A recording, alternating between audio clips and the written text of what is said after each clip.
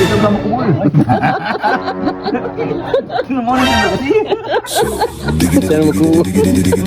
Okay, tungod kay lami na sad kaayo ikaon o higop og sabaw og nilabog nga bakasi para kusog mo kisi-kisi.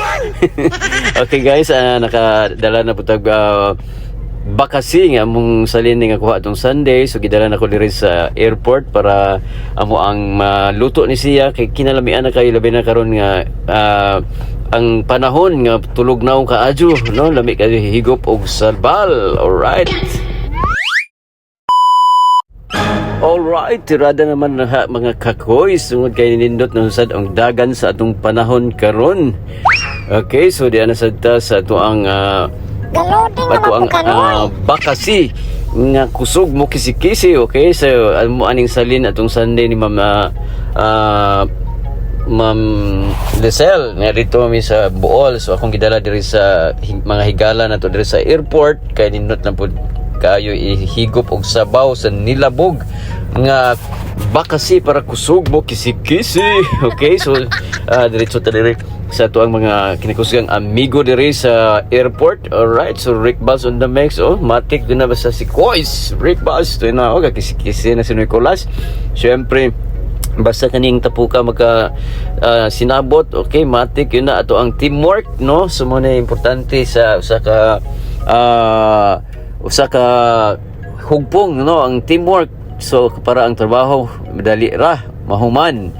Okay, so yan, no, ano yung biligiban at mga amigo diri guys. So shout out na itong mga amigo, kinatusgang mga amigo diri sa airport. Yan, no, sa Kagawad matik na sa nga to ang mga bakasi nang humot na ato ang isugban na itong unang proseso, isugban na to ning mga bakasi na to para mas lamian gyud sa bowl. Okay, sa bowl kay grabe gyud magtulo jud imong laway ani lagi basta kay makita ka sa ato ang niluto nga bakasi nga nilabog, no. So you know, mga kalamasan sa ato nang gipang-andam, so kompleto ricados sa atong mga kalamasan. So ihang salamat atong mga kakoys, you know, nakagwantaw bagong kisap na itong amigong Johnny Borcales. Alright, yun, sus kalamian sa bakasi ito anang gipangtunga para mas the more siya mulami. So pure gina nga lubi ato ang gibutang na dili itong Coco Mama. Yan, si commander, you know. So lami kan humot kaning bakasi guys, humot ka dyan ni sugba. So pwede na nimo kanon dayon once maluto na kay humot dyan ni, you know, lamian ka dyan ni nga kuan exotic foods na siya. So eel, okay, so yun, tungod kay excited na si Kois Rick Balls on the mix. Mumikos-mikos na to ang bakasi nga nilabog. Yan, preparation. So isa na gamay ato ang mga kalamaserns. Susumuta mo na yung ganahan gud ani ba, labi na si Kois Rick Balls mo tira ani. Sus mila gud ang sab yun, gikuha na po si ni Dodong Ox ang mga bakasi na to nga mga sinugba. So man na isunod ito og gisa paghahuman aning mga. Okay, nakalami po doon kay naapon siya gabi nga nilabong. So salamat kay Mama Preseng sa imuhang mga gabi nga grabe naka-share po ta sa imuhang mga gabi, no, nga hinarvest, no. So kinalamian ni isagol og mga nilabog isama ni nganing bakasi.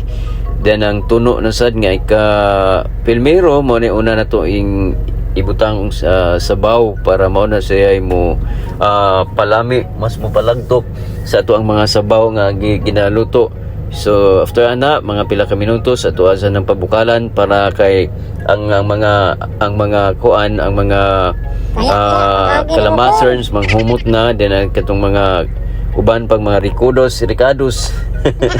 Okay, so yun, sus tagalaway kung kapil ari ka bursover. Yun, mga bakasi na to nga gibutangan og kalamunggay nga presko. Okay, so libre na to ang pamahaw espesyal. Yun, siyempre dili gina na to kalimtan nga to ang pagtilaw sa to ang espesyal nga bakasi para kusog mo kisi-kisi. Siyempre ato ang panalanginan before ta mukaon.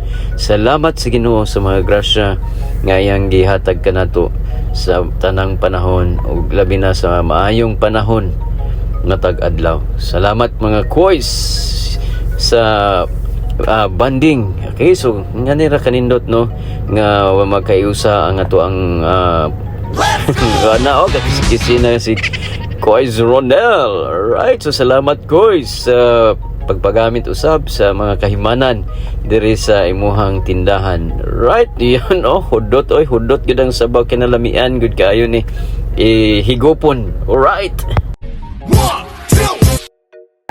Magama kag floating restaurant, kaya ito ta magluto. Sama sa niani atong ibuhat ba.